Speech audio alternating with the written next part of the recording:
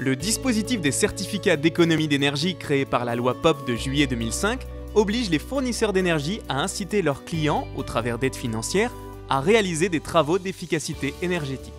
Chaque année, les fournisseurs d'énergie investissent entre 3 et 4 milliards d'euros pour faire vivre ce dispositif.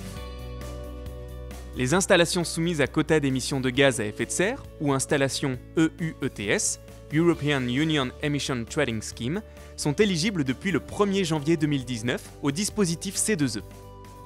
Dans ce cadre, les industriels doivent mettre en œuvre une opération spécifique. Nous vous invitons à visionner le film dédié à ce sujet. Deux types d'activités EUETS peuvent prétendre au C2E.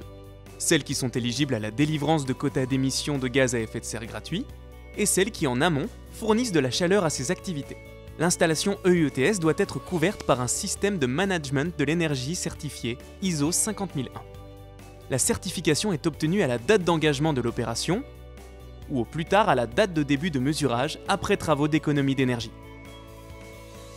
Les opérations d'économie d'énergie qui augmentent les émissions de gaz à effet de serre ne sont pas valorisables. Par contre, une opération d'économie d'énergie qui s'accompagne d'un remplacement de combustibles moins émetteurs de gaz à effet de serre donne lieu à une augmentation du volume de certificats d'économie d'énergie.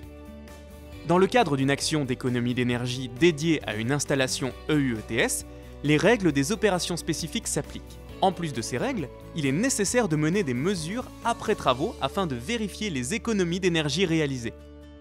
Cette étude s'étend sur les 6 mois suivant la réalisation des travaux pour les opérations de plus de 20 GWh CUMAC et sur 2 mois seulement pour les opérations moins importantes.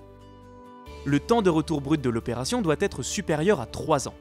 Ce TRB prend en compte soit le surcoût d'investissement par rapport à une solution de référence s'il en existe une, soit le coût total de l'investissement s'il n'existe pas de situation de référence. Il inclut les économies d'énergie et les gains économiques liés aux émissions de CO2 évitées.